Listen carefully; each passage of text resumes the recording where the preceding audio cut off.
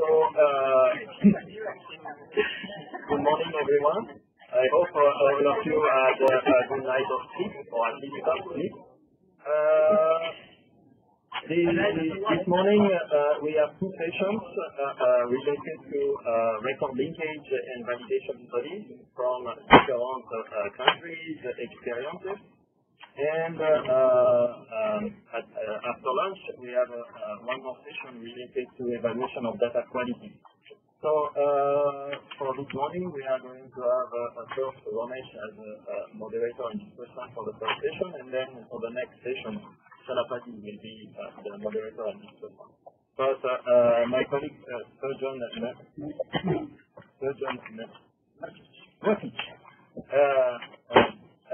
from the Static Division would like to have a few minutes to give a bit of an overview about the principle and recommendations of the UN. And he brought with him a few hard copies. If any of you would like, I guess, an extra hard copy, I think there's a bit more on one slide.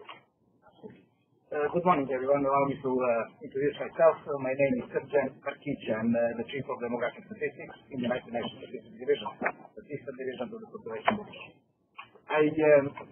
Faced with room practice demographers, non-demographers, what they can do to time as possible, and that's what they intend to do, to introduce what is the work of the United Nations Statistics Division regarding the civil registration rights of statistics.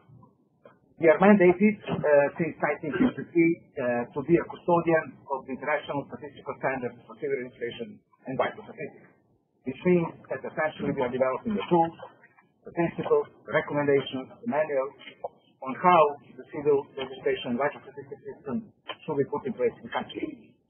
This mandate, as I said, goes back to 1953, and it has been updated ever since. The latest version, I was inspired listening yesterday to many discussions that we had about civil registration, the way of assessing the quality of vital statistics, the way of assessing the quality of the whole civil registration and vital statistics system. However, I thought that it would be useful to have an understanding of how the process is being done on the statistical side, on the official statistical side of this occasion. So we have developed the latest version of the principles and recommendations. Here it is available here on the web. It's been adopted by the, I would say, the ultimate statistical authority, which is the UN Statistical Commission, just in 2014. So this is the latest revision.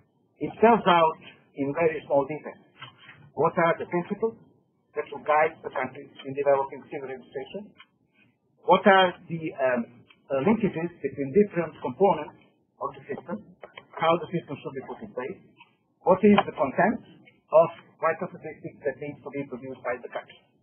Why I believe this is important for the discussion that we have here in this room? Simply, we have seen yesterday that a number of interactions with national statistical offices are occurring in the process of running many of the assessments that we have heard about here yesterday. So this essentially is meant to be a foundation upon which we are building a different set of mechanisms aimed to assist countries to develop a functional, fully functional civil registration, vital statistics, population registers, and identity management systems. And those principles are very well known to countries. Therefore, it is always very useful when you go to the country to have a kind of major reference, which is the international statistical standard, that you can call upon in executing some of the programs that we heard about yesterday. So I'm not going to take a lot of time, as I said, just very basic information that this is available. It is useful to have a good look at it and to incorporate those components and those principles in the programs that you are intending to run in terms of assessing the quality of civil registration vital statistics in any country. Let me just finalize by saying that there is a number of components of the civil registration system that are essentially a business processing model. So when we talk about the assessment, we are not talking only about the assessment of the outcomes, which is the resulting vital statistics, or the deficiency of those statistics.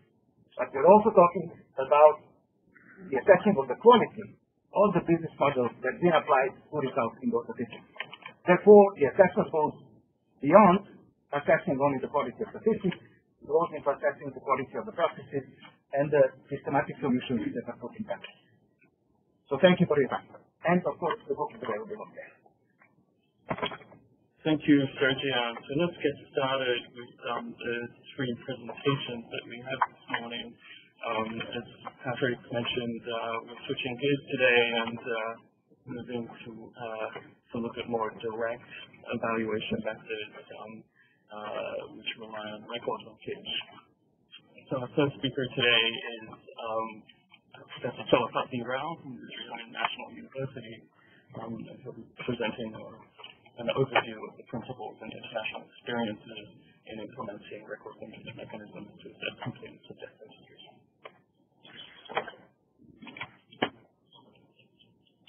Thank you, Romesh. The title of the presentation in the program is a bit longer than what I thought here. I'll be providing you with some information on the background as to what record linkage studies are all about. I'll discuss some of the statistical methods and the assumptions that are used in this program. We'll go over a typology of the study designs and a historical review of studies that have been conducted till date. I'll go through a couple of examples and then discuss the limitations and advantages of these approaches. Essentially, record linkage studies are considered as an alternative to the indirect demographic techniques that we had a lot to hear about yesterday to measure the completeness of death registration. They involve linkage of records across different data sources and are also referred to as dual record system studies or matching studies. Record linkage can be used for reconciling data across different sources and as a basis for the specific dual record systems analysis to estimate completeness. The method can be defined as a method for estimating total population size when a full count of the total population is not available or unfeasible, but there are two or more independent sources of information on the individual members of the population. So essentially, individuals are captured from the record in one source and recaptured when the record for the same individual is matched in the second source. The matching is conducted across a set of key variables, which are usually variables associated with the identity of the deceased, geographical variables such as the address, location, and event details in regard to the dates of birth, death, or registration. The linkage of records produces three sets, one set of matched records across both the sources and two sets of unique records in either source. You could reconcile the records across the two sources to derive a larger set of empirical records, and then you could compute the completeness of either of the sources as a proportion of this total that you got by reconciling the data from the two sources. However, there is also an additional statistical procedure that allows to estimate events that could have been missed by both the sources. And if you do go down that route and estimate that share of the missed event, that could be added to the total of the reconciled numbers of deaths, and then you could compute the completeness as a proportion of the deaths that you had from your source of interest out of this total, which has been made up by reconciling the records plus adding the estimate of the missed events. There are some hybrid models also available where you use a combination of reconciliation as well as estimation of the missed cell in deriving a total estimate of a measure of completeness. I'm sure most of you are familiar with this 2x2 table, which is the basis for this method. It's the cell X which is of interest, in which we need to estimate the events missed by both sources, and you get the value for cell X as a product of the cells which are unique, representing the unique records in either source, divided by the number of records that were obtained from the matching process. Okay, I mean the matched records. And the completeness of either source is a proportion of the records in that source divided by the total. Now there are certain conditions to be met in applying the a procedure to estimate the risk events in both sources. Firstly, there should be no out-of-scope events in either source. That is, all cases in each source are correctly diagnosed. Here we mention it as true death. This is essentially taken from an epidemiology, setting where we talk about correct diagnosis. But here we're talking about death. All cases from each source are in the correct and same time-space frame. The year of death, the address, there's a correct application of the definitions of resident status, and the study population is closed. There's no in-out migration, which could affect the denominators in actual computation of vital dates also.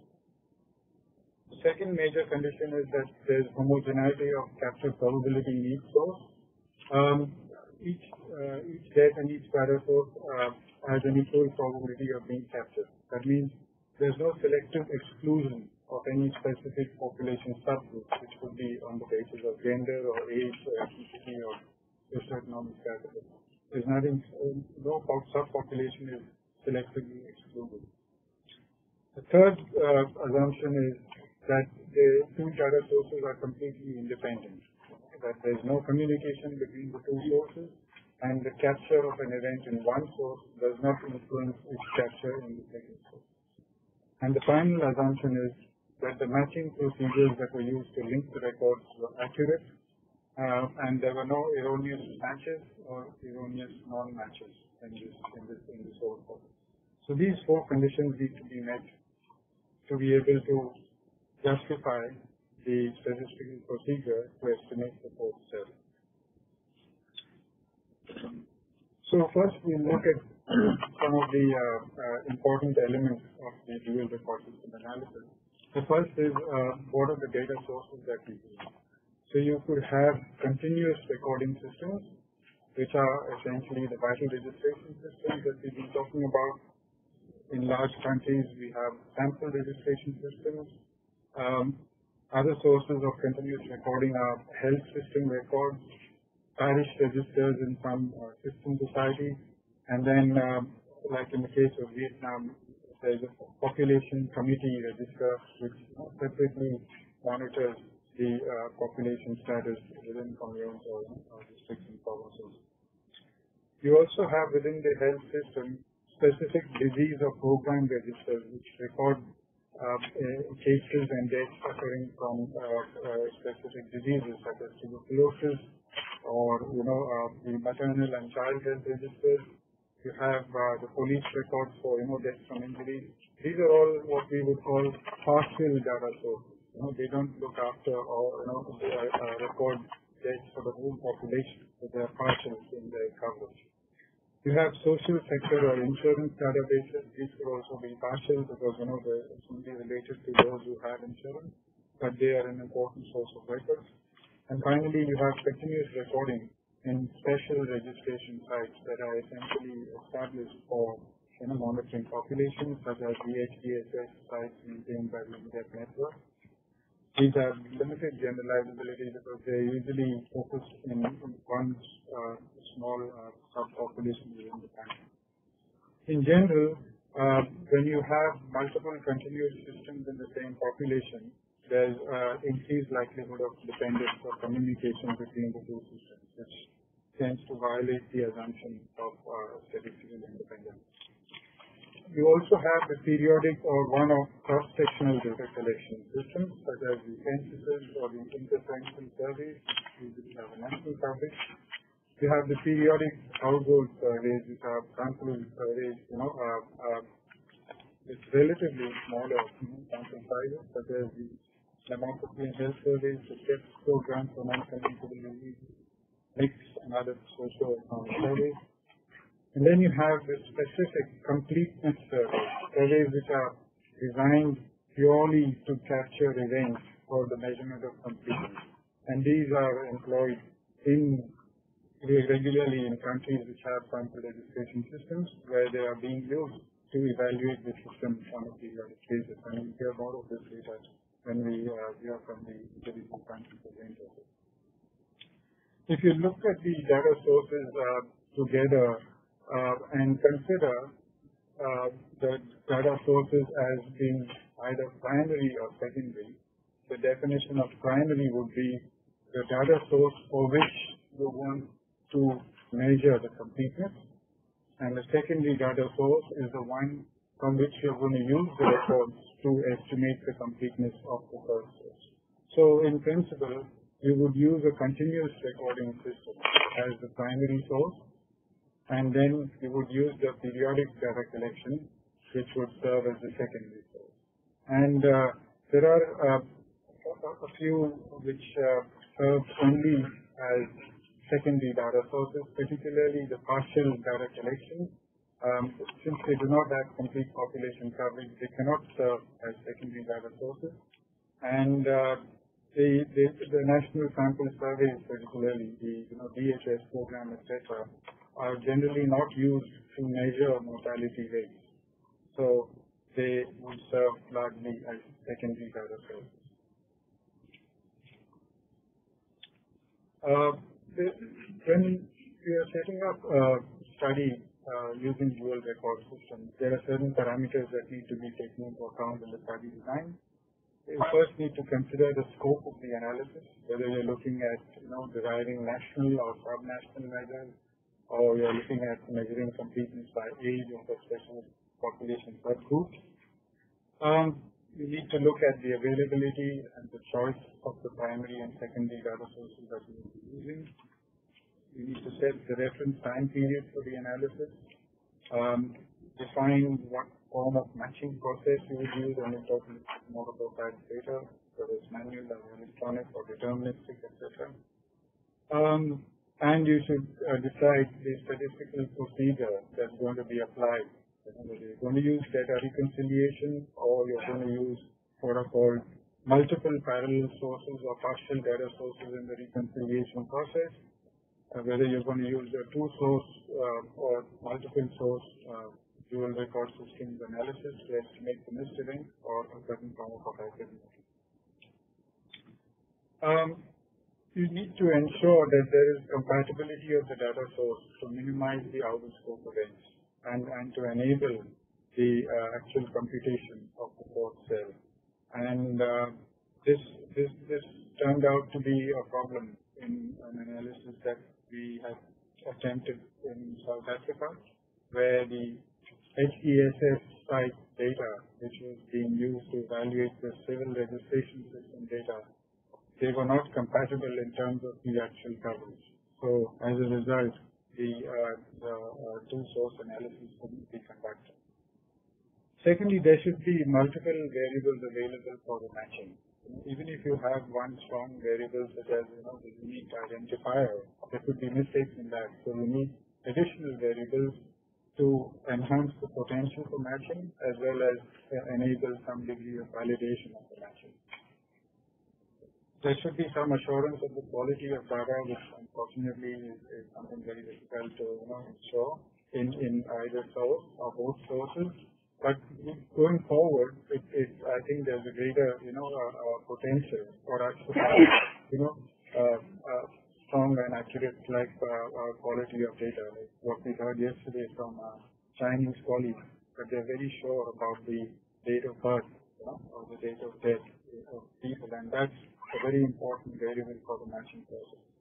So there should be completeness and accuracy. So this goes back to yesterday's discussion about what all does completeness apply to in regard to the total number of data elements for each record should be met. The matching procedure should be clearly defined as to whether you're going down a manual process or an electronic process or both. There should be some specified rules for the matched cases, which should be defined. These could be explicit rules, or in some cases you would need to use implicit rules, where there's some kind of an expert judgment made. And this is usually done by people from the local area where the two sources have collected data from, who can reconcile a matched case from their inherent knowledge of the society and the system and possibly the individual rules in question in that. So, and some of these implicit rules cannot be clearly defined or written down, but they do form an element of such kind of analysis.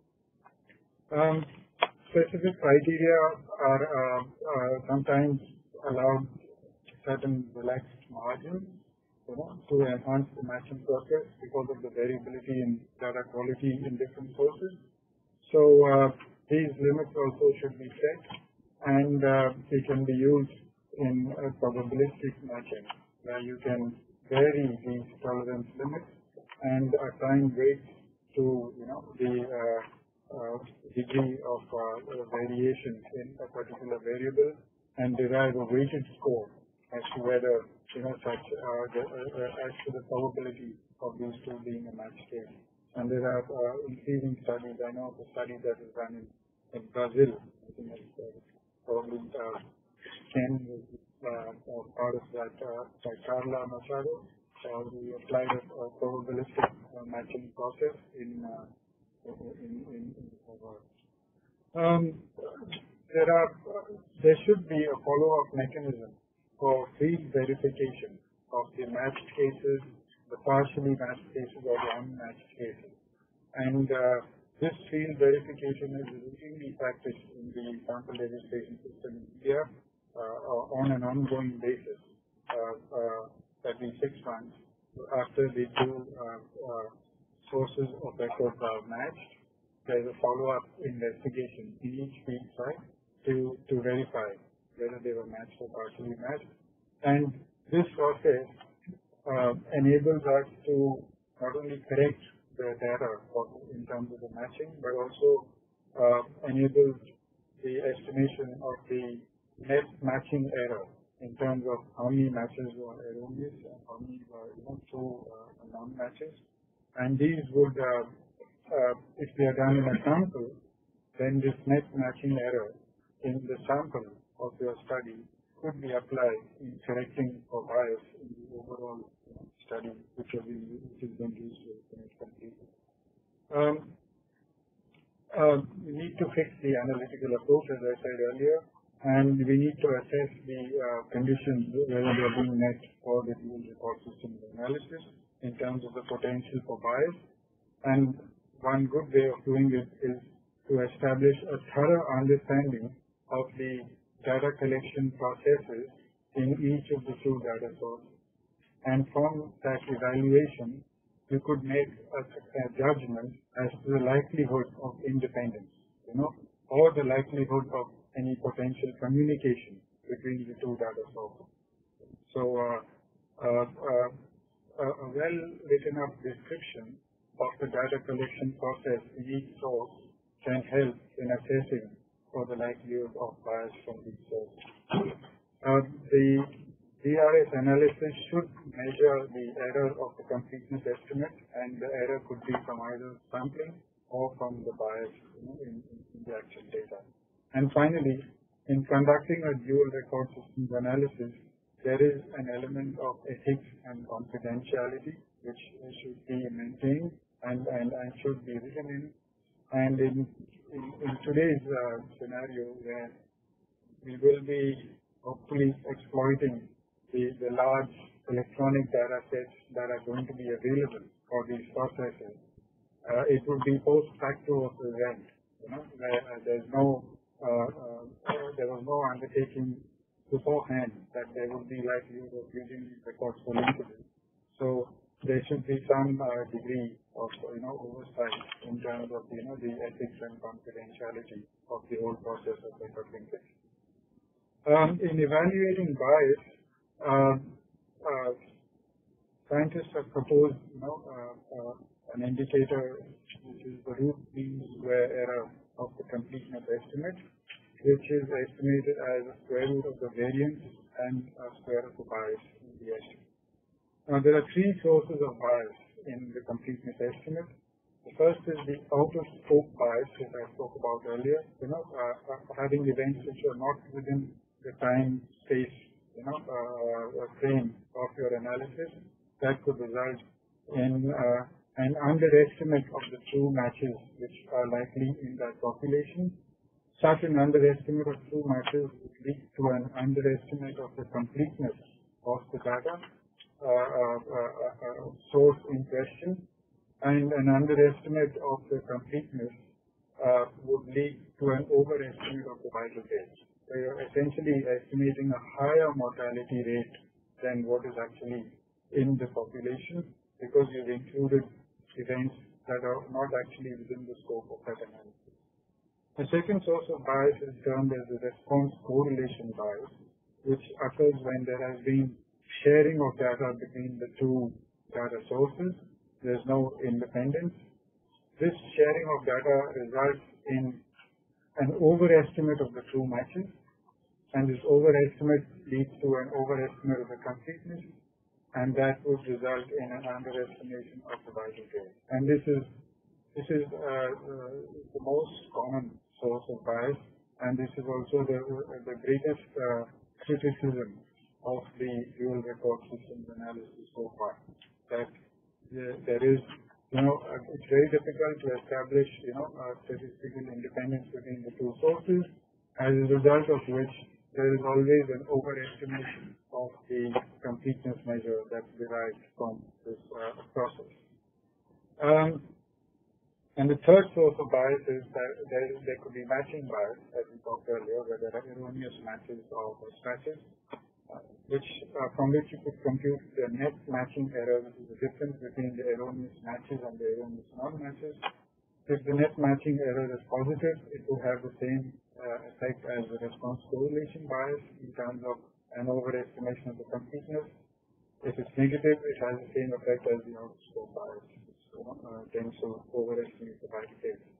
Due to the varying directions of these biases, the net bias from all three sources is usually less than that from any individual source of bias. So this is possibly where the biases tend to cancel each other out if they exist.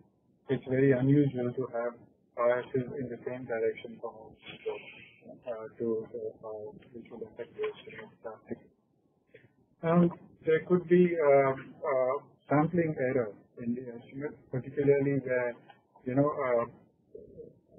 you have one or both sources in which sampling has been undertaken, like we have in the DSP system in China, where the sample population is further sampled for the completeness assessment.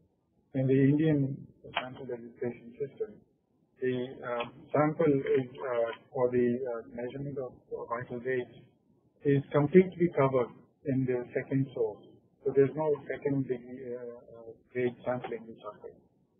So therefore, on the other hand, if you look at the Oman study that Salah is going to be presenting next, we had the complete national vital registration, and we had the complete census coverage of the whole population. So there was no sampling involved, so there was no sampling variance which needs to be accounted for in the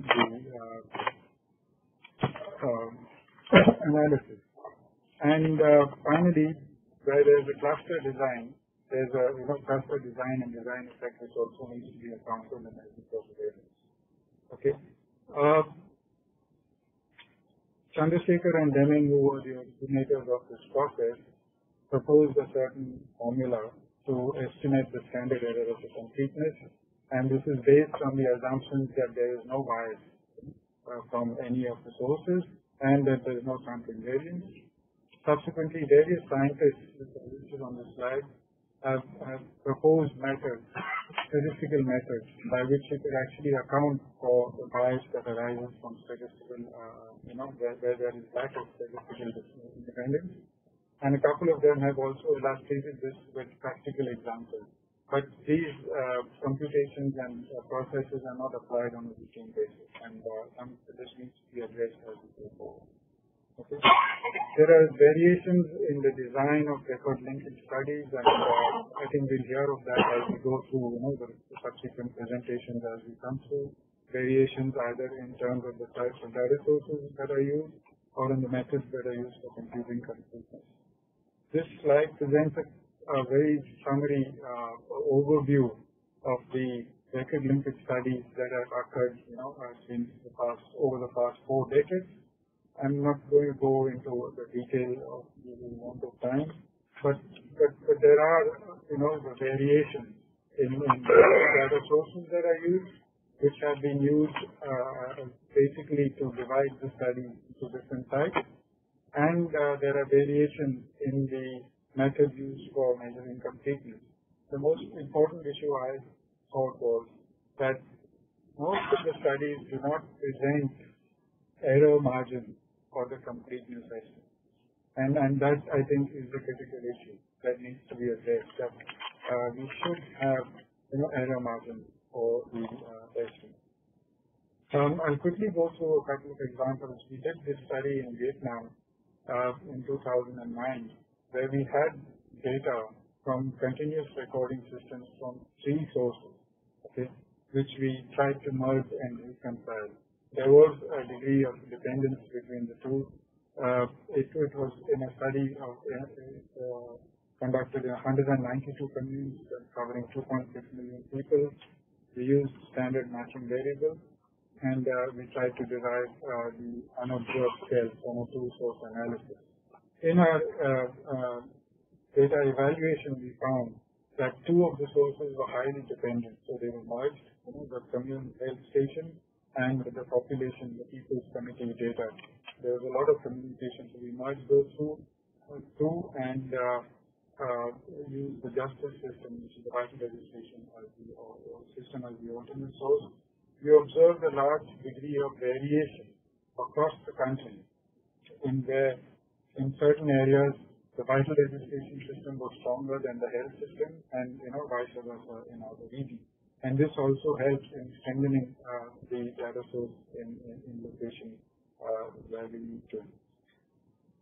We presented the data from all the different cells of the 2x2 table, and also demonstrated the estimation of the completeness of the estimate. And we applied a bootstrapping method in deriving the 95% confidence intervals for the estimate, and used that in some sensitivity analysis of the life expectancy at birth and the 45 to 15, etc., which came out from the results of the study. And we found when we compared the findings with other sources of life expectancy and 45 to 15, that there was some variation which we could account for. Similarly, we also conducted a study in Indonesia where we did have 2 parallel systems of recording. We mounted an independent survey specially to record deaths to estimate completeness. We ran into great problems in implementing the survey. Eventually, we found that the survey was inefficient as compared to the actual. The survey was actually supposed to be the source that would help us to measure the completeness, but the survey itself was of such poor quality that we couldn't use it efficiently. In this case, at least we were able to reconcile the data from all the 3 sources and put it together. But another survey that happened in 2014 in Indonesia, the data actually had to be abandoned. So that's a very important issue that needs to be considered when conducting completeness surveys. Yeah. In a sense, the dual record system method has a number of limitations. There are several conditions to the record linkage which are difficult to fulfill in regard to the out-of-scope events or the homogeneity of capture probability. There are, especially in civil registration, specific subpopulations which tend to get neglected or do not have the same access to civil registration as others do. And where there are multiple parallel sources, the lack of independence is a problem. And there are also issues about the accuracy of matching, which are real challenges in dual record system analysis. All of these lead to the potential bias in the completeness estimate. We add to that the sampling error and the stochastic variation that needs to be accounted for. And as I mentioned just now, There are logistical challenges in implementing independent surveys to measure completeness in terms of cost and manpower, and also there are the technical challenges in matching and evaluation of bias, all of which are limitations to the DRS method. On the other hand, there are certain strengths, that whatever conditions and assumptions that we are making for record linkage and dual record systems analysis are statistical. And as compared to the demographic assumptions, which are underlying the indirect techniques, in terms of stable populations or, prevailing fertility and mortality patterns, which are, something which are more global as compared to the statistical problems that we have to deal with in DRS analysis. Further, the data collection procedures in dual record systems allow assessments of this error and bias, for which, if we do it properly, these measurement errors can be actually captured and recorded and applied in correcting the bias. We don't use, some judgment in applying the method to a large degree. The findings from DRS enable completeness assessment, but they also help identify systemic weaknesses, which population groups are not being covered, etc., which could be used to fix the system in future. Where we use local staff in the matching, it builds their capacity. It helps them to understand the importance, of correct recording of information, as well as searching out and recording all the events that occur within the population. If you have a sufficiently large sample size, you can get age-specific measures of completeness, because completeness varies across age, and as compared to the indirect demographic technique, that's a limitation, whereas here you can have age-specific measures. And finally, data reconciliation from the partial data sources, the TB registers, the maternal and child health registers, the police records, they help in augmenting the completeness. They may not be helpful in measuring the completeness, but they can help in implementing the overall sample. There are certain reasons for renewed interest in the dual record systems method. These came in the 60s and 70s, then they died out. They were only pursued within India and China and Bangladesh, as continuous, implementation. Now, with the availability of electronic data sets from vital registration, from censuses, there's potential for linking records and, conducting this kind of analysis. And you can apply probabilistic, matching scenarios to further fine-tune the degree of measurement of completeness. What we need to do is develop an efficient study design, have a clear understanding of the procedures to evaluate potential for and degree of bias, and conduct a thorough analysis. There's a hierarchy of study design I've thought out, and we can discuss this later. It will depend on the scope of analysis and the intended outputs. And we need to focus on computerization, emphasis on data quality, these things.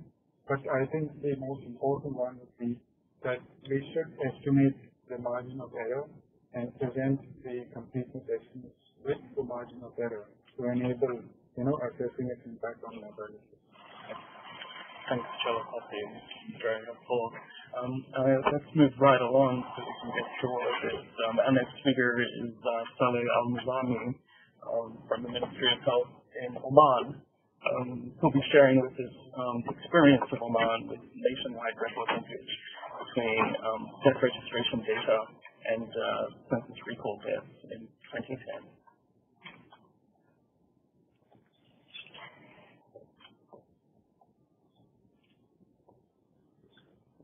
Yeah.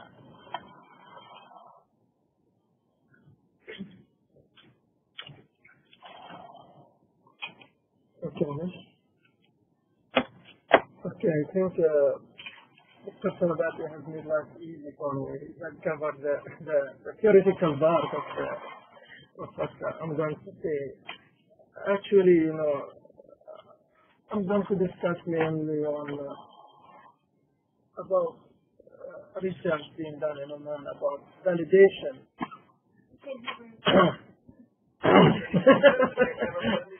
Sorry, my voice tone is low, but I will try to do my best. Yeah, sure. So, I'm going to give you a brief on Oman, and then I will discuss the method that I use, results, and then we'll discuss the limitations and strengths of such methods. You know, Oman is relatively a small country, it's about 4.5 million, and Omanis are only almost half, 55%. It is recognized as a rapid economic growth from 97 onwards, from the oil era. And the GDP in 2016 was about 20,000 per capita.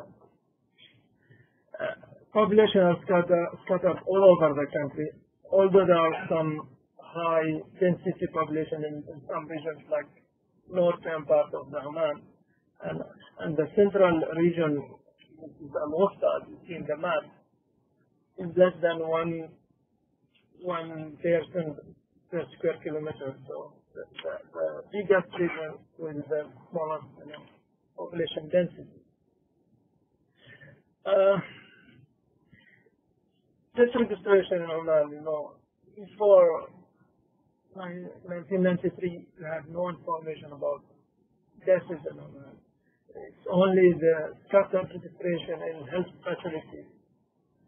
So the first census started in Oman was in 1993, and followed by two censuses, 2003 and 2010. All three censuses, mortality modules were, included, and death notification system was introduced only in 2004 as a part of civil registration system. There are some other secondary sources of death that in the country that might be medical records and some health surveys. So,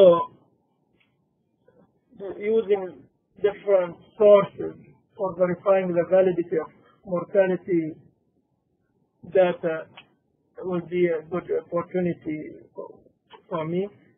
So, for that, I decided to check the mortality data in the country from, and I was aiming mainly to assess the completeness and the quality of mortality data, especially the cause of death.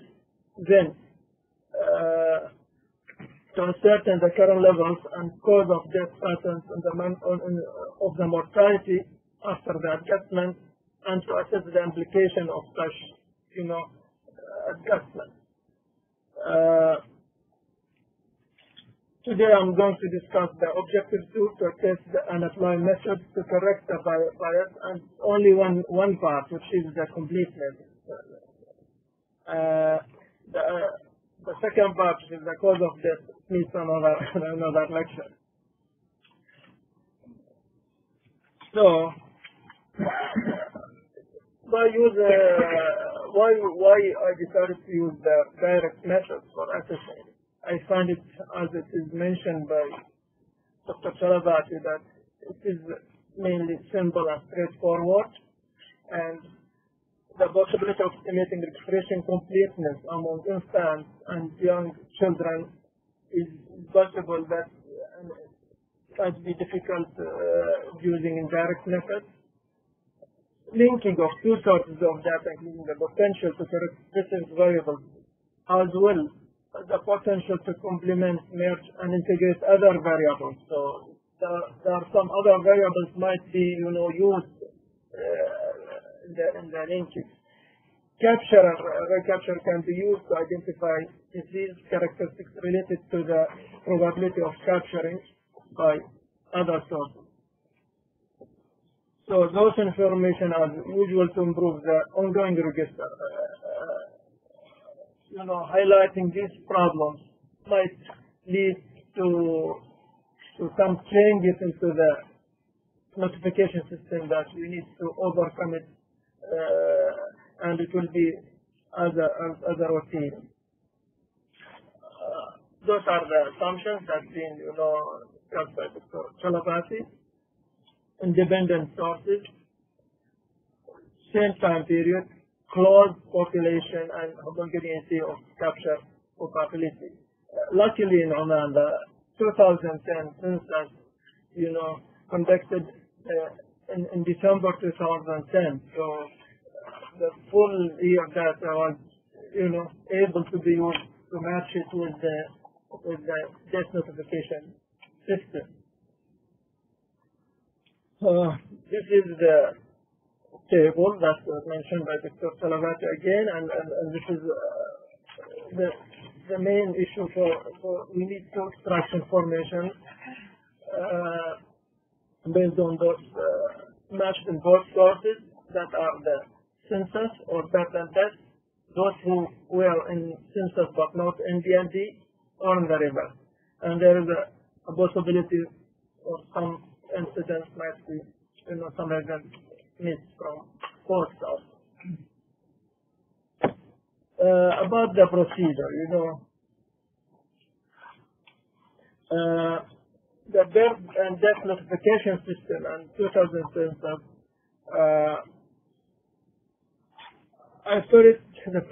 there were 3 rounds of matching. The first match was mainly about the exact matching of the selected variables that I'm going to cover it later. So the first round was checking the exact matching of the record. Then the second round, some interventions being done on the data, like fine-tuning, correcting the spelling, make some small margins of errors like age or sex, address, and the third round was more flexible. I'm going to discuss it later. At the end, I end up with 3 data sets: match record data set, unmatched records in DMD, and unmatched records in the census. So those are the variables. Unfortunately, census has no name of the disease, but no name. So, but the name of applicant of the household is there. The Omani system of names are 4 names. I mean, my name is start with my initials, my father initials, my grandfather initials, and the tribe name or family name. So I use the applicant's name as a proxy for trying to give a probability of to be the same person or not. Government rate and region is there. Wilayat, which is a district, town and village employed localities. Localities is maybe mainly on the main cities, because in the rural areas the town and village is enough. Date of death, age at death.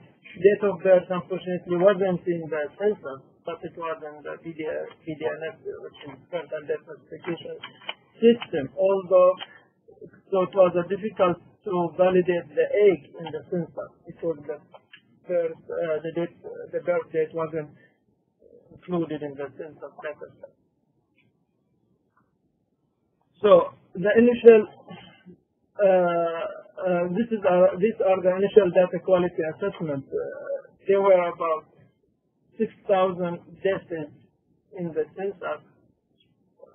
By the way, this is only for the national.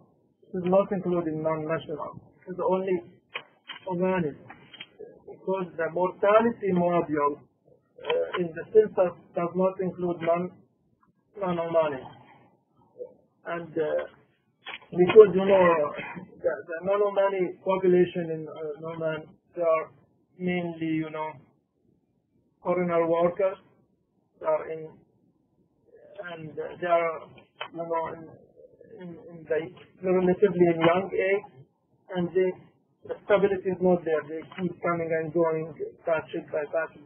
It's very difficult to follow up with this group of people. So in the birth and death notification system, there are very few duplicates, but there are nice and missing egg, a huge missing egg number in birth and death notification system. Missing sex, missing given rate in some regions, in some notifications, missing wilayat, nationality, wilayat, and governorate. After applying the first round, it shows that about 10% only with exact match between two data sets. And it was noticed that there are huge missing values, frequent spelling mistakes, small differences in age at death or in the date of death, small differences in the sex or some unique still deaths. The second round, as I mentioned before, so some interventions being implemented, like a band of 5 years was applied to the age at death for adults, a variation of 1 month in the date of death for records matched in all others, because we all know that census data based on the record of the interviewees. Spelling of villages names in both the birth and death notification system was, standardized. The census database were corrected to ensure uniformity. Cases of neonatal deaths that were matched. This, intervention could raise the matching to about 60%. Still are 50% out. So, in the third phase, I found about 500 notifications were missing with the main variable, only the name and the death notification number but the rest, the age, sex. So I decided to go back to the notifying institutions, the health facilities that reported those cases, and I could, fill these jobs. Tribe name was used to ensure the village of residents. Oman is more like tribal. So my tribe, Muzahmi, my family name, is mainly located in one region in Oman. So when you hear a Muzahmi, he's from that area. So I use this also as a proxy.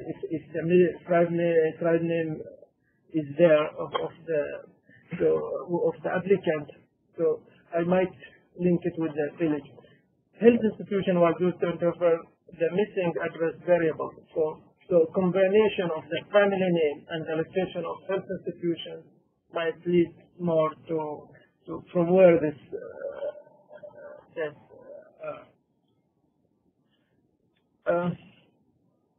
based on those observations, occupation also was used somehow for students. If a student or housewife, so it can be name was recorded, especially for neonates. Oman is give the names after 1 week of delivery. So usually the notification will be written as son of, daughter of, baby of. So if the egg is missing and I saw the name son of, so I assume that case is neonate or infant. The cause of death also. Sometimes the egg is missing, but the cause of death was perinatal condition, like PCOS or some of Q-codes. So I presume again, maybe those cases are infants. The same thing for senility or dementia. If the egg is missing, so I might assume that case is about elderly. So in summary, a record with missing egg from the birth and death notification system state was similar to all other aspects to a record from the census, and the cause was marked as senility. Then the age of disease recorded in the census was used to update. So I took the age of the possible matched record from the census, and I put it and the record was deemed as matched. Finally, scrutiny of the remaining unmatched records indicated that there were several records among the elderly which more match on several variables, but not age. However, the age recorded in each dataset was within a span of 10 years. Again, for some cases, I match for as they are matched. So after the third round, I found about 79% of records in DND are matched with the records of census. So I still left with 1,200 cases in the census and in the DND, and 500 in the census. So this is a summary, and according to that, I used the Sticker and Bimini method to estimate the total number of deaths across different age groups, across different regions, sex, and accordingly I calculated the completeness rate, and this is in summary for males and females, and such table also replicated for every region. I noticed that the underreporting is much higher among children. This needs to be investigated more,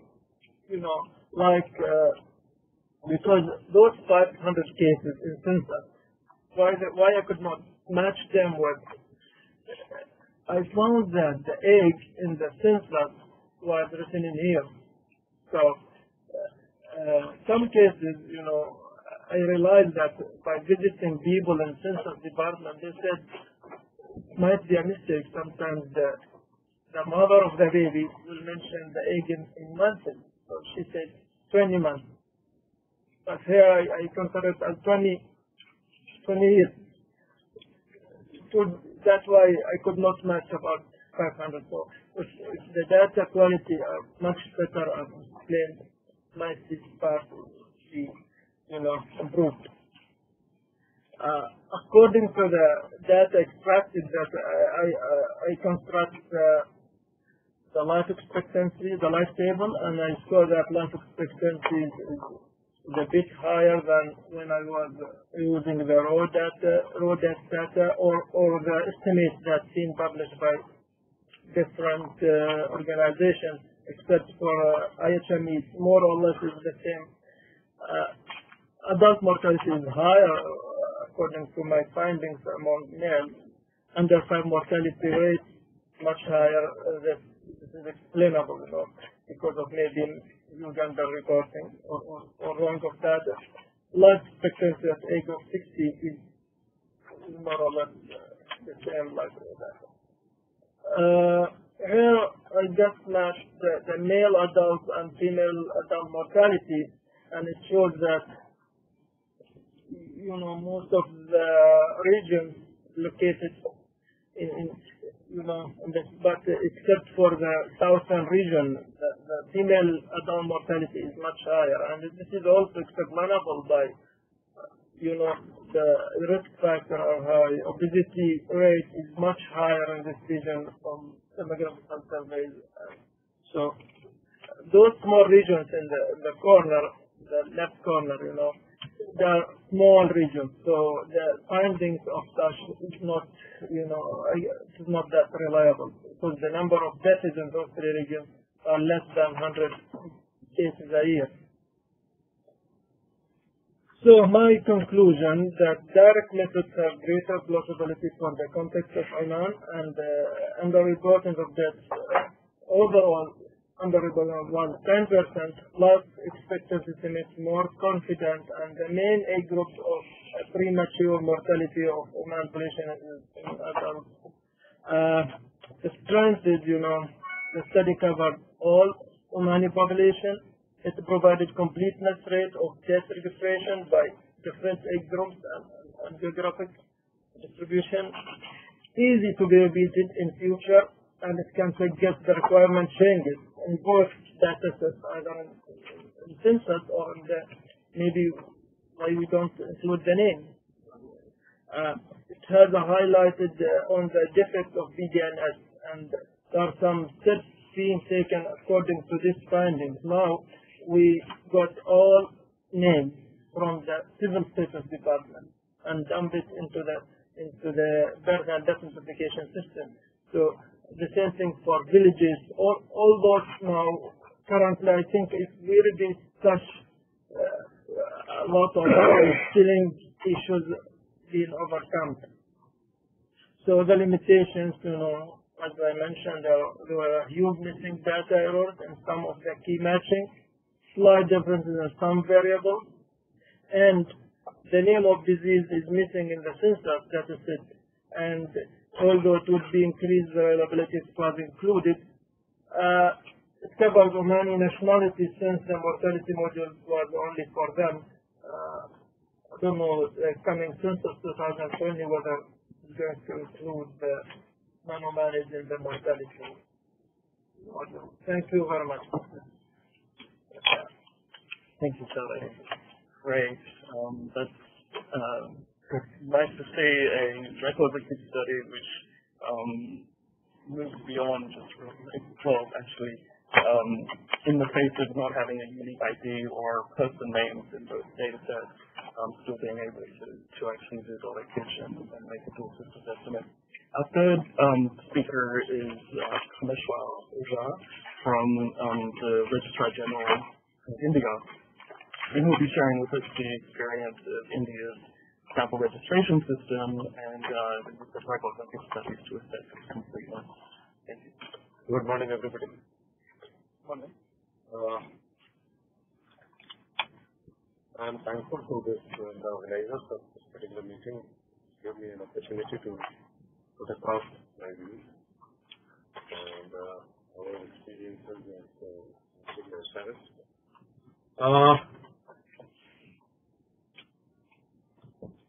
This is basically Office of Registrar General who runs and implements SRS.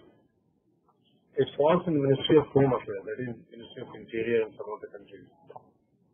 And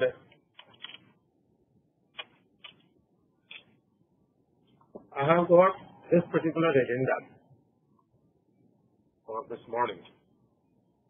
I'll be talking about SRS, how we are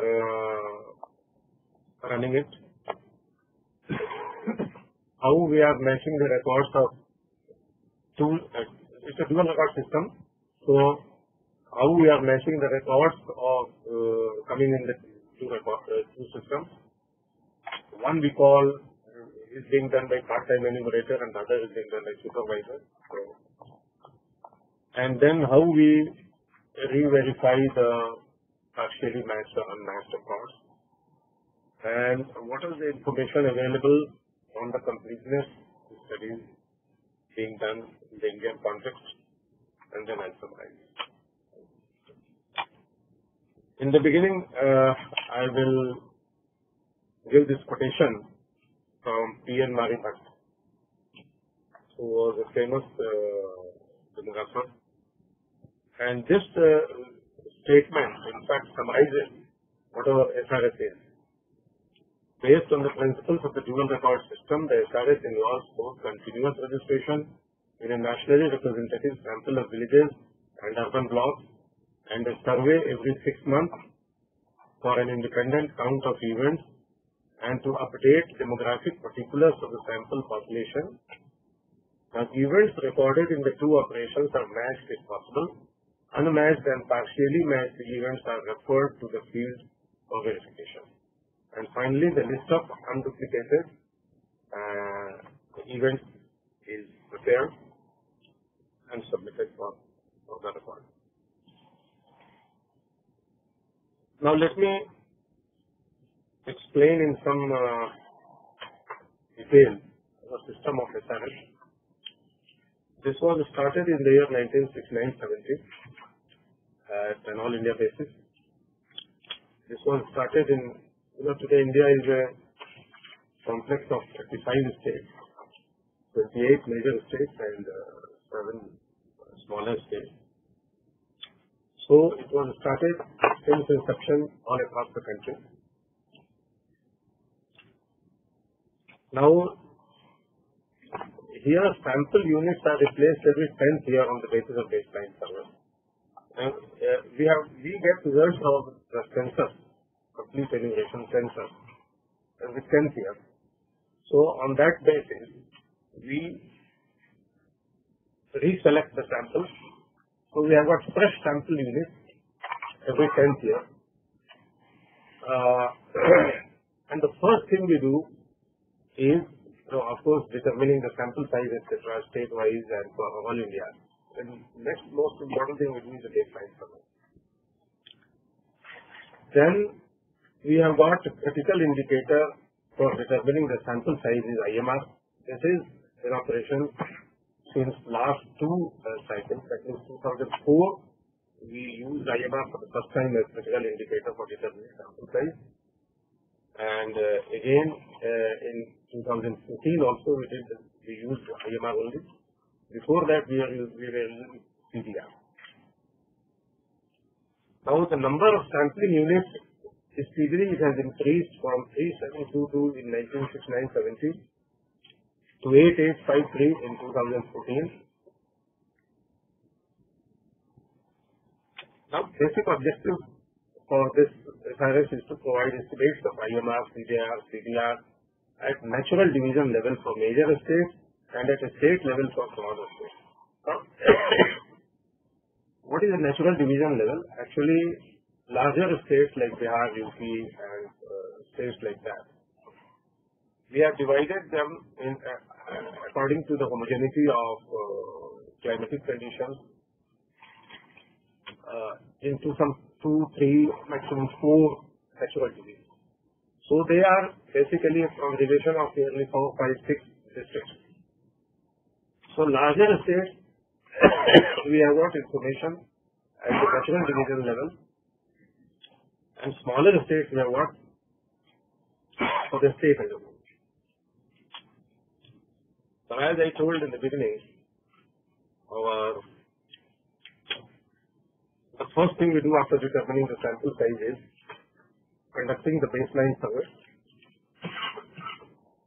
Now, baseline survey is basically the first thing we do in baseline survey is, let me tell you, the sample units are selected from our headquarters office and it is passed on to the state units. The respective list of the sampling units is passed on to the state units. Sorry.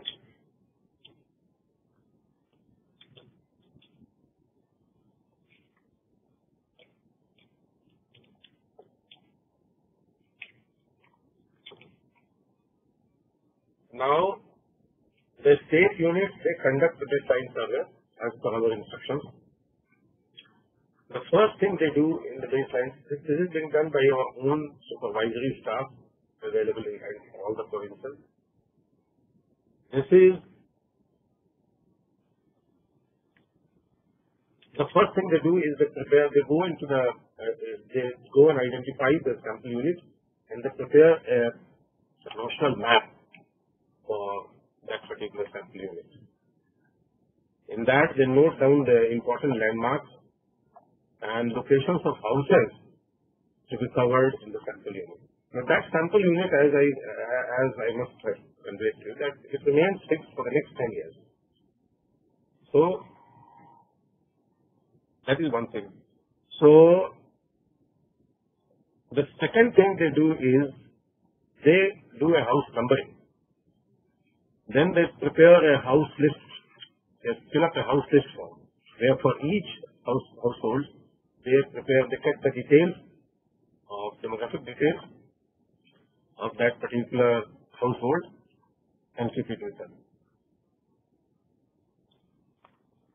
And last thing they do is they list all the married women in the age group 15 to 49 and their pregnancy status is noted in Form 3.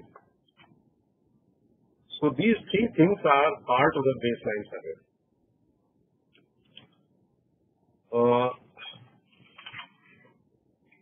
Now, important thing to be noted is that in this baseline survey, inmates of hotels, inns, temples, schools and hospitals, etc. are excluded. But the permanent residents living within the campuses of those institutions, they are included.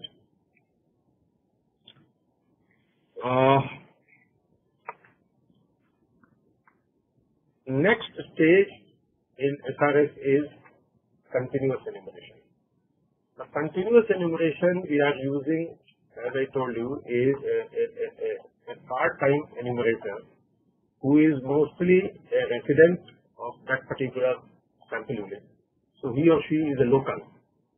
And mostly the person who is doing it is mostly with their ladies who are working as Anganwadi workers.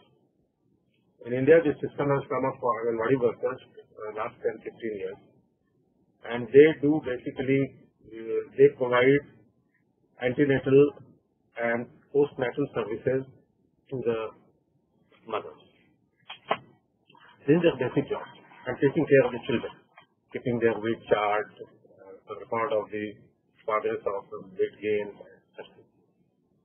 So we are using them as our continuous enumeration worker. We will some limited on rhythm to them for doing this job. And this is a part-time job only. So what they do is they are handed over these three forms which have been filled up for that particular sample unit, Form 1, Form 2, Form 3. That means house list, household details, and pregnancy details. These three forms details are given to the part-time enumerator, and her job will be to update them.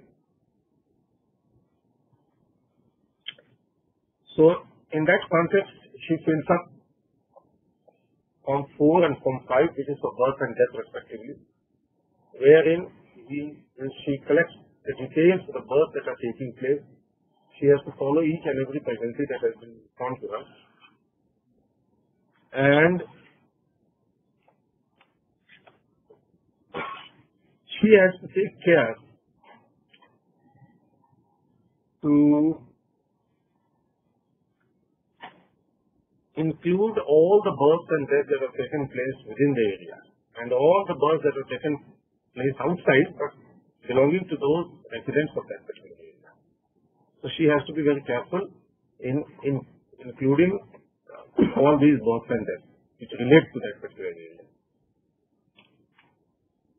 Now, what are the sources she will be using? The first source will be contacting the village priest, barber, headman, midwife, etc. She is already in touch with, as per her normal description of duty, she is in touch with the health-related staff available in that particular village. So, it's very, she can do this work very easily. And second is she has to visit the hospitals, nursing homes, burial grounds where births and deaths are most likely to be found out. Then, whatever is missing out of these two exercises, she has to complete by visiting all the households, and she will visit once every month urban households if she is working in an urban sample, and once every 3 months if she is working in a rural household. So this will be her duty to further supplement any missing births and deaths.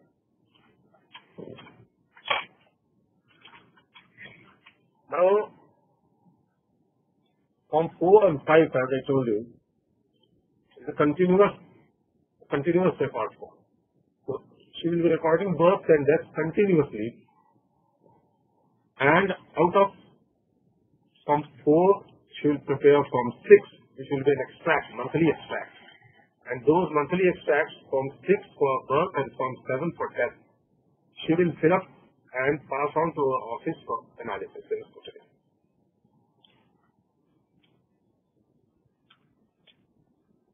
So this is basically a continuous enumeration.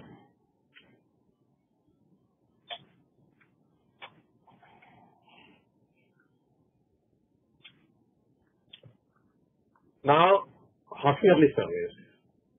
Half-yearly surveys are in fact conducted in a slot of 6 months, January to June and July to December. Now, this is the second part of the dual record system. Here, it is basically retrospective in nature. So, after the completion of the period, our regular supervisory staff, who is basically a Group B officer of the Government of India, he will visit that particular sample and he will carry with him the details of Form 1, 2 and 3 relating to that particular sample unit. And he will converse, he will go from door to door, contact each and every household and collect the details as per. He has got a different form which is almost identical in content to Form 6 and 7. So he will capture birth and details of birth and death from each household. Now, after he has done that particular operation, we come to the stage of matching of events.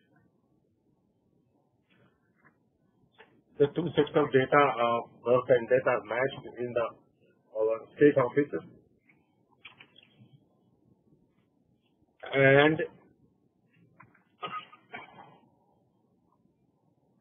matching could lead to complete matching, partial matching, or non-matching. So, for partially matching and non-matched events, a re-verification is to be done by a third staff.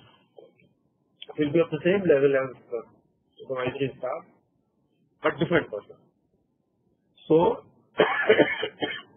now this re-verification is the final stage, and he will not discover at the stage of re-verification, he will not discover any new events. He will simply verify the ones partially matched and unmatched events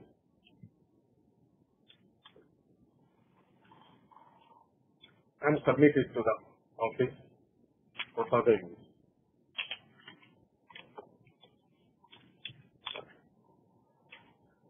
Okay. Now, there is a concept of aberrant unit in our design.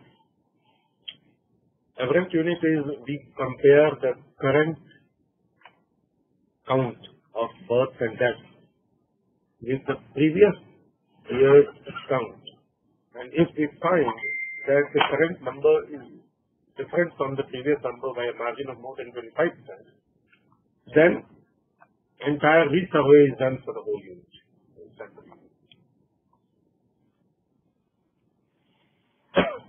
In matching the record, we take into account these very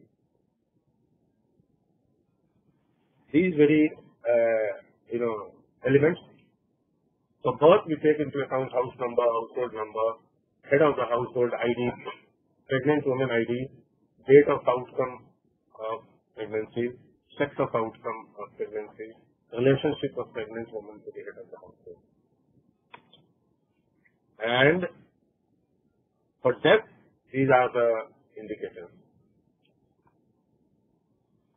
Now, matching of events results into matched events, all parameters to match.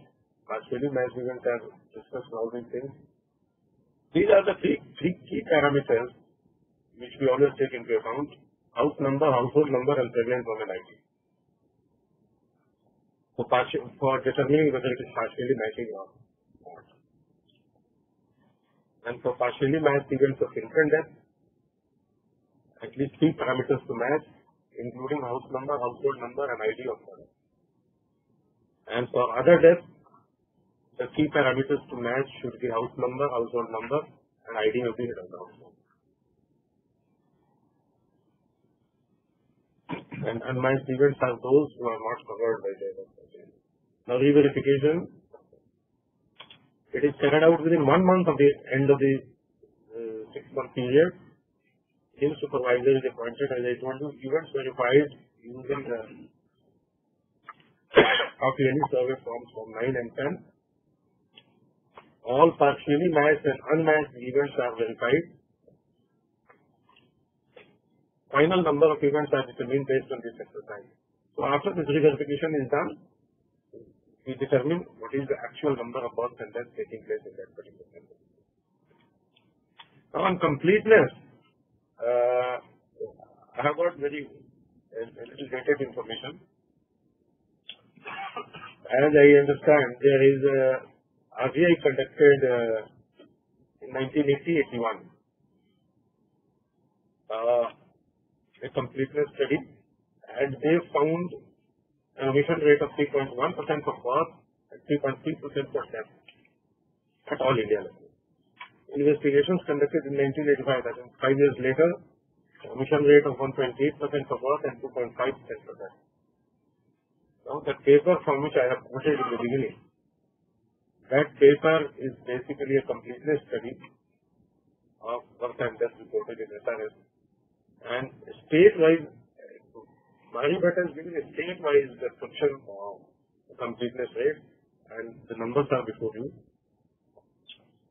The first is the highest among bigger states, Haryana, Assam, Rajasthan, and Karnataka, and the lowest among the bigger states, Kerala, Tamil Nadu, Himachal Pradesh, Madhya Pradesh, and Gujarat. These are the numbers for birth and death in the two respective periods, 1971 to 80 and 1981 to 90. Numbers are before you. Now, here I summarize. SRS is a panel survey. As obvious to you, it's more than 45-year-old running continuously. During this period, 4 replacement of units have taken place. It has been divided into 10-year slots, each year done in 2 parts, continuous enumeration and yearly surveys. Infant mortality rate is the key criterion in determining sample size. Latest sample size is 8853. It was determined in April 2015. So it's going to run for the next 10 years. It is at all India level. Each vital record collected during continuous enumeration and yearly survey is compared. Unmatched and partially matched records are re-verified. Completeness studies suggest that almost 10%. Omission rate is nearly 10%. Thank you very much. Great. Well, thanks very much. Before we open up for questions and discussions, I'll give it to you to discuss some comments on the slides. But I want to thank you, Sophia. I might need to use the computer.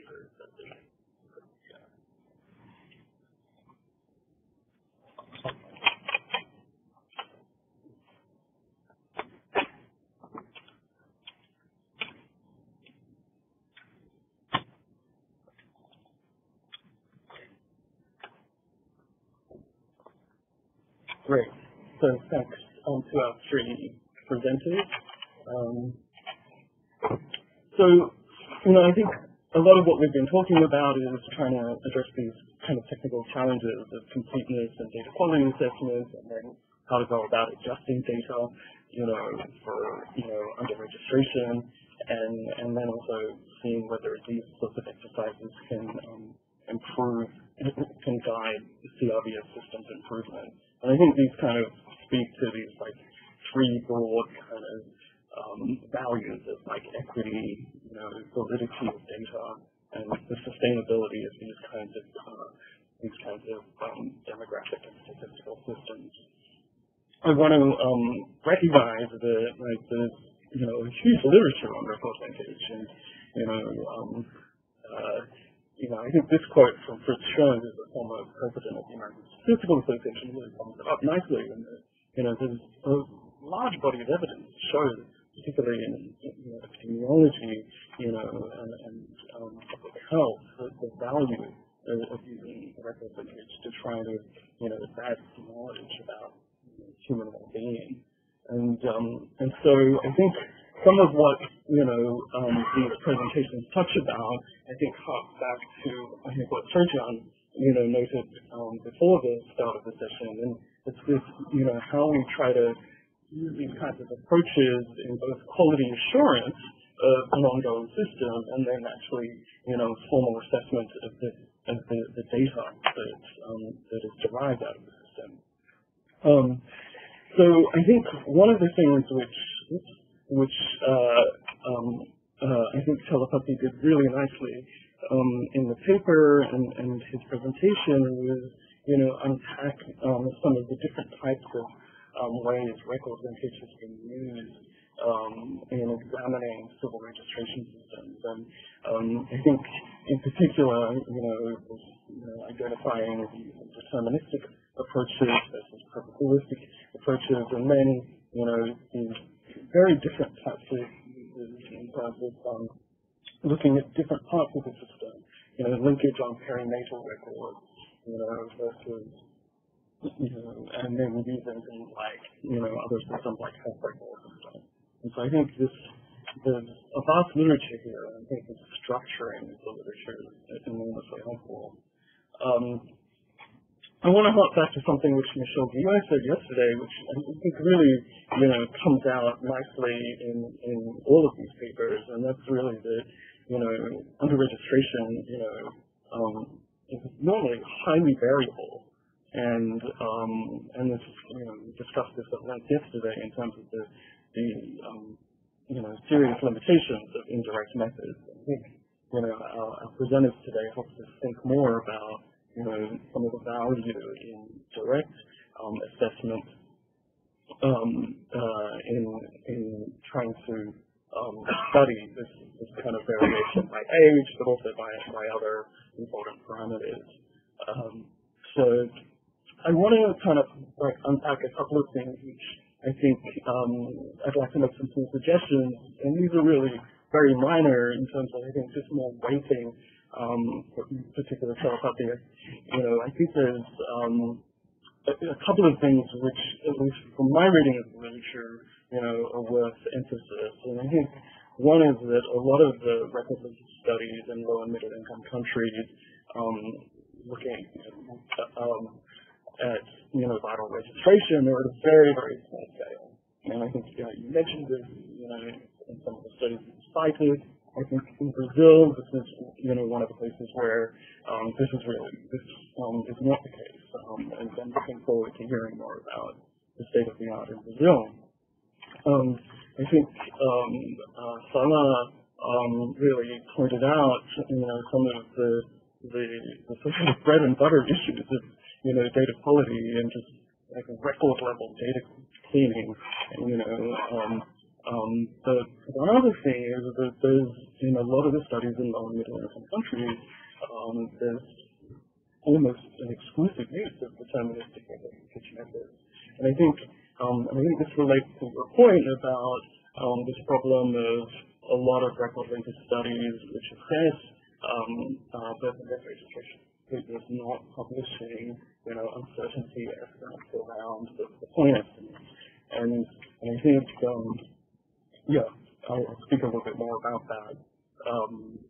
And secondly, I'll talk a little bit about this singular focus just on estimating completeness, and come back to how maybe taking a broader approach might be able to, link assurance with assessment. So I'll try to go quickly through this because I'm actually mentioning a few studies which I think we might talk about a little bit later. But I think one thing is that even these small-scale studies, I think as Chalapati pointed out, are really highly informative. The study in Thailand, which I think you referenced, really helps us see this gap between multiple steps of the death registration process in terms of essentially attrition in the completeness, from the death notification step to the death registration step. And I think, this is something, a great strength of these kinds of studies. But still we have, while they can be informative, there's this question about generalizability and scalability of this kind of work. I think this issue about error-free matching is something which we need a lot more work on. There's been quite a lot of work in this area recently, particularly in the United States, Canada, and New Zealand, on really engaging directly this assumption behind the dual systems estimator of error-free matching. And this is a real issue when we don't have unique identifiers, which is pretty much always the case in low and middle income countries. And so I think, there's huge literature here in terms of data cleaning techniques and string comparator metrics and these kinds of things. I think a big challenge for us, in this field, particularly in a number of low and middle income countries, is, especially for names which, Salah was talking a little bit about this in terms of non-English names, and then even, non-English scripts, in some places we have, recording of actual names more than the Roman alphabet. So, a lot of sort of, difficulties there. One other thing I think, Salah, which you pointed out to is this kind of error-free matching on place names, and so, I want to just reference this project, which I'm a big fan of. It's called what3words.com, and what these guys have done is they've put together a 3 meter by 3 meter square map of the planet in terms of referencing addresses at a 3 meter by 3 meter square level, right? And just so it's much more accurate and detailed than traditional street addresses and postcodes or even latitude and longitude. And they're just using 3 words, and it's actually multilingual. I think the Arabic and Italian versions are about to come out. So I think there's a lot of, some of the technology here is really developing, and it would be interesting to see whether these kinds of tools and naming systems and stuff could be used in some future record hunter studies. I've talked a little bit about this heavy reliance on deterministic methods, and I think in particular this issue is really and truly we live in a world of sort of 3 sort of possibilities, right? You either know something's a match, or you're pretty much sure that something's not a match, but then there's this gray zone. Maybe it matched, and actually, so I think really here, the solution needs to do a lot better work in terms of quantifying what that gray zone looks like and how big it is, and relating it back to the quality of these matches, particularly when we're talking about age reporting issues or missing variables, missing values for particular matching variables and stuff. And there's a whole framework which I think, Chalapati referenced very briefly, where, the use of these machine learning techniques to, use the kinds of, very labor-intensive work that Salah you did in Oman, and use that as training data to feed into, a broader probabilistic framework to actually quantify uncertainty around these matches and then the resulting completeness estimates. Of course, this helps us, one of the things we talked about quite at length yesterday was, subnational differentials in terms of completeness. I'm going to skip over a lot of this very quickly, but I wanted to focus here on the importance of like what I like to think of as a feedback loop, and I'm hoping our colleagues from Brazil will talk a little bit about, the use of, these kind of proactive search techniques, using multiple data sources. To study, like Schwarzwald et al., in Brazil uses like hospitals, registry offices, primary healthcare units, the forensic medicine services, funeral homes, official and unofficial cemeteries, and so it moves beyond just dual system destination, and therefore relaxes the independence assumption, but also kind of helps in terms of thinking about how the completeness at subnational levels might inform, resource allocation and prioritization of CRBS systems improvement. So it's not just in terms of, getting a completeness estimate and then adjusting the vital statistics, but also thinking about, well, what are the implications in terms of the design and function of the actual system itself. Yeah. So I want to spend a few minutes also commenting and making a few very small suggestions, about the paper on the Indian SRS. I think, thank you, it's very interesting, and I learned a lot from reading the paper, which I didn't know to the full extent before. You mentioned these part-time enumerators, and I think you went over it very quickly in your presentation, but you talked about these key informants at the local level, priests, fathers, village headmen, and so on.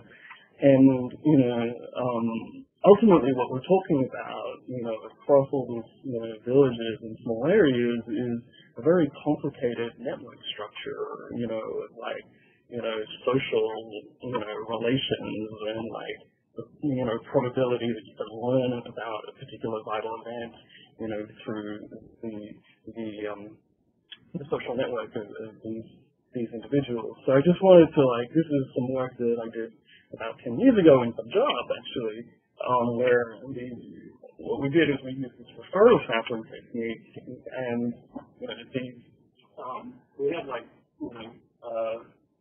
two. This is essentially a village headman and a village elder who were reporting on death, in Punjab in reference period, and then referring them to family. So I was wondering whether there's an opportunity here to do this kind of network analysis, to study what the key informant, how much information you're getting through this key informant process, and whether you might be actually able to use that to, adjust for incompleteness across different areas of the system. There's a very interesting paper which came out late last year, by Dan Stephen and colleagues, and they use this, network scale-up method. And what they really show is that the type of personal networks, for the situation they're doing in a survey, can really, really vary, across space, and social context. And I think, there's a really developing literature here, and given the design of the Indian SRS, I think there could be some insightful work to use some of these network analysis methods. I just want to close with one or two more comments, and that was, I really liked this three-phase matching that you did in Oman, and I guess the third phase where essentially, you're looking at different matching rule variants, made me wonder a little bit as to whether you could do some sensitivity analysis of, how your actual dual systems estimates vary, according to these different matching rules. And I think that would be at least, a nice, that might give us a sense really how robust these both the completeness estimates and then even your 45 to 16 and zero estimates are to, different matching decisions. So I think I'll stop there, and I'm going to leave this interview guiding questions with to try to spark further discussion based on the guidance that top division colleagues have given us. So questions and comments. Raj. Maybe what we'll do is we'll take a batch in three to get things going, and then ask our presenters to Thank you, and particularly the last presentation that you did on matching. And I think one of the issues, when you brought up the issue of geography, physical effort, and we're also talking about the 3x3 mapping now. But there are certain things that can be done without going to that level of technology. That is the basic discipline of geographic name and code. The country, any country you go, civil registration division doesn't follow the same geographic code that census follows. So if you have a sampling frame coming from the census, and then you have a geography of names which are completely different from what census has. So I think somebody at the country level has to have this responsibility of geography, because the geography names the code. And particularly when you're sampling something which is 10 years far from census, by the time you would have had new civil registration division, and therefore they don't match. So in a way, the matching is a big problem, even at at some level. So I think the geography discipline has to come in at some stage. And I think I remember having been in census, it is a big struggle in India to even know the number of villages in a district. And when you list it and you list it from different sources, you will see that there is a wide variation in the name of the village, the location codes don't match. So there is a huge problem of this. Second is the issue about the matching.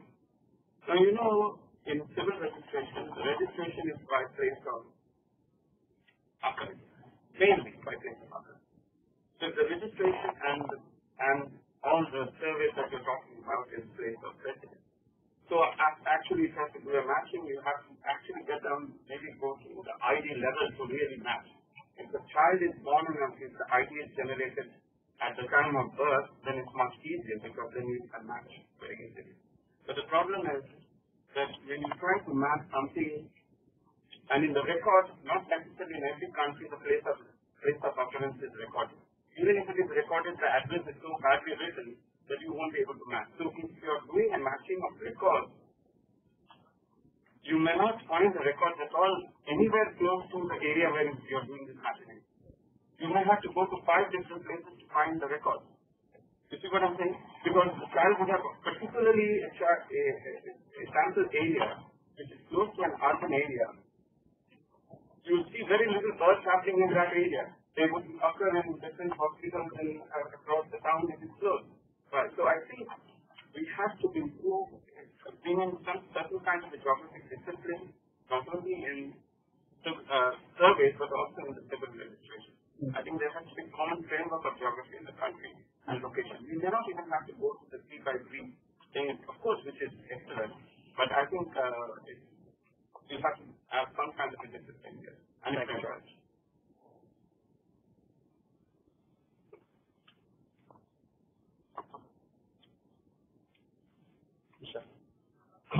In the presentation was Chalapati on Oman. Just wondering if you know what you study.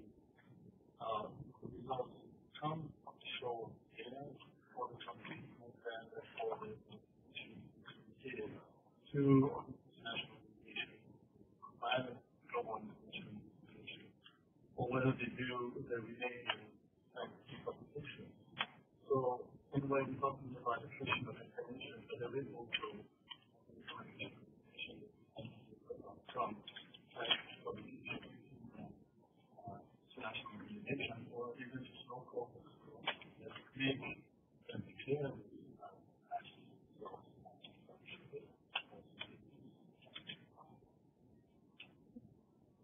Planning.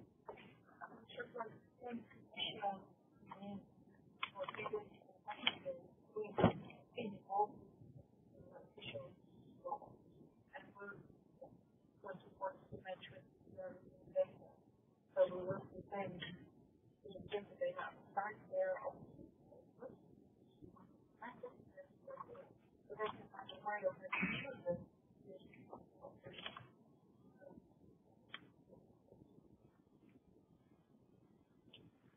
Chalapati and Salah, did you want to give a yeah, I mean, I'll endorse what Michelle has said, that these data should move out from scientific publication and into, practical use or implementation.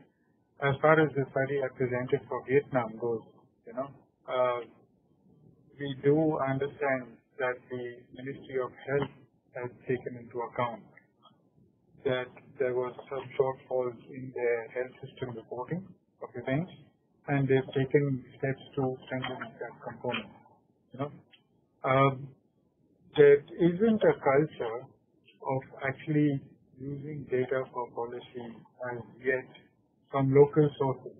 There's an over-reliance, and I think I'm making a very broad and sweeping statement here, on relying estimates provided by international agencies rather than on depending on evidence that's generated locally, because of all these issues with data quality. Hopefully, into the future, countries will be, encouraged to rely on, their own data. If we look at the example from the SRS, it's directly built into the system. I mean, the data are being generated for the system, by the system, and they belong to. And Salah might want to say something about how the underreporting of child mortality, which he found in his study, has been taken up by the government. Yes, thank you, Doctor. Actually, before answering this issue, Dr. Roger, yes, this notification system in Oman, the data generated automatically from the HIM to the notification system, and from notification system to the civil registration. So the systems are fully electronic, and transmission of data is online. The place of occurrence and the place of residence are both in the notification form. So the place of occurrence mainly will be the notifying institutions for the case of the hospital, that is. But place of residence is as per his current address, as on his civil registration. For the issue that mentioned, yes, when we found that there is a low number of cases where of children were not, included in as they are the findings actually. So we go deeper and we meet with the census people, and we found that yes, there are some cases, most probably there is a problem in age statement. Yes, it was not clear that the interviewer, when they, get the information from the household, supposed to be in years, but might be in months. So we go deeper and discuss the issue with the census people. And now, for coming census, the date of birth will be included in the mortality model. And we'll ask also from the household if the evidence, if they do have the death notification or death certificate by the time of retrieving the data from the household. Thanks. Yeah. I think Vladimir, did you have a question or comment?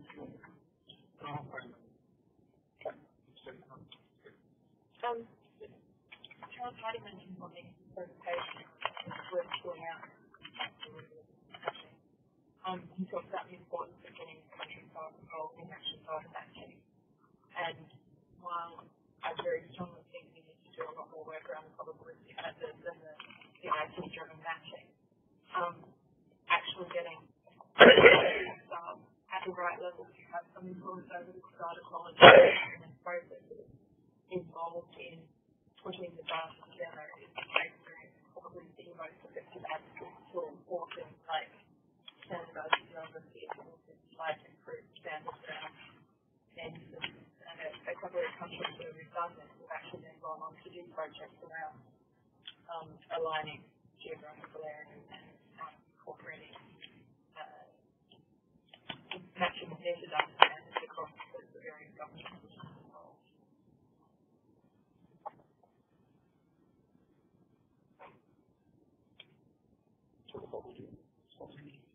I agree with you. I think the involvement of local staff improves the quality of matching as well as, enables improving the quality of matching to get a better estimate of the completeness, as well as looking into how the quality of the data is improved in future, which will again strengthen the matching. Great. So, unless there's any more questions and comments, we might close the big coffee and snacks has arrived. So I want to thank our three speakers very much.